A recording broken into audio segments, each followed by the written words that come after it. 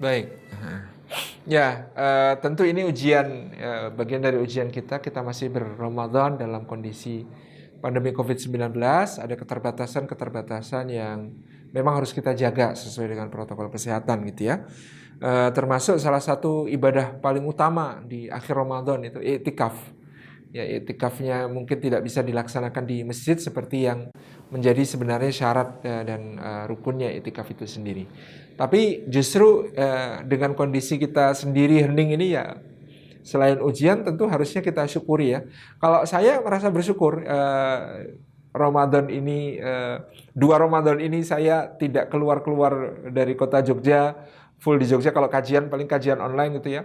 Jelas target tilawah jauh lebih banyak dibandingkan ketika kemudian di bulan yang lain saya harus ngisi kajian di berbagai kota, itu waktunya di perjalanan ya, dan habis capek gitu ya.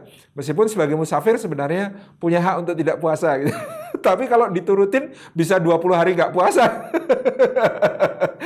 Gitu ya. Itu kalau di bulan Ramadan normal gitu ya. Di kondisi pandemi ini saya malah bersyukur ya, tidak banyak keluar kota, bisa di rumah bersama keluarga ya, buka puasa juga bisa bersama keluarga ya. Menikmati justru suasana-suasana yang kemudian lebih hening dan lebih syahdu, dan itu merupakan sebenarnya esensi Ramadan. Nah, kalau kita berkaca kepada Nabi Shallallahu Alaihi Wasallam, maka di sepertiga Ramadan terakhir kita memang harus sprint ya, kita harus menyiapkan stamina untuk mempersembahkan ibadah terbaik kepada Allah Subhanahu Wa Taala. Sehingga di sepertiga terakhir Ramadan itu kan diceritakan Nabi SAW itu mengikat sarungnya. Teman-teman bayangin, mengikat sarung itu artinya apa? Sampai-sampai Rasulullah itu tidak ingin direpotkan, ya, teralihkan dari fokus beribadah hanya gara-gara urusan sepele seperti betulin sarung yang melotrok, gitu ya. Betulin sarung yang melorot itu beliau nggak mau ya kehilangan fokus ibadah gara-gara harus betulin sarung melorot, sehingga sarungnya itu diikat. Itu kan simbol sangat serius melaksanakan ibadah di 10 terakhir Ramadan. Dan beliau juga membangunkan keluarganya ya, membangunkan keluarganya itu artinya ya biasanya keluarganya hanya diimbau ayo bangun ibadah. Sekarang dibangunin betul-betul untuk memanfaatkan waktu-waktu utama ya, di jauful lail atau di tengah malam sampai waktu sahur gitu ya.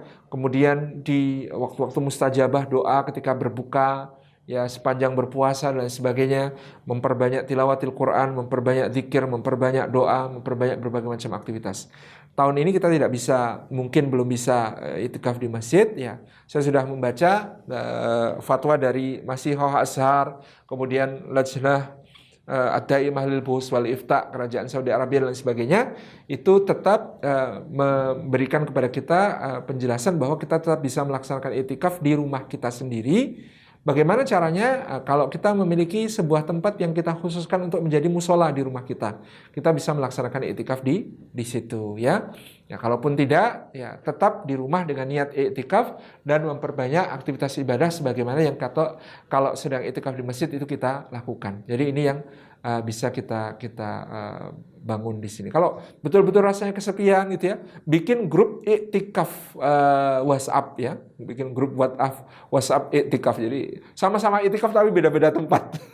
Nanti saling bikin kajian live juga nggak apa-apa ya, satu sama lain bikin kajian live Zoom ya bareng-bareng untuk momentum-momentum tertentu ya, meskipun pada hakikatnya sebenarnya i'tikaf itu ya kalau bisa sehening mungkin lebih baik, tapi ya karena kita kadang-kadang ya memerlukan penyemangat ya, ketemu teman, kumpul teman, ngobrol teman, tadi bikin aja kajian live Zoom setiap habis subuh atau setiap habis Isya atau menjelang berbuka puasa, sehingga kemudian tetap terasa suasana i'tikaf seperti kalau kita di masjid. Demikian Allah bisa.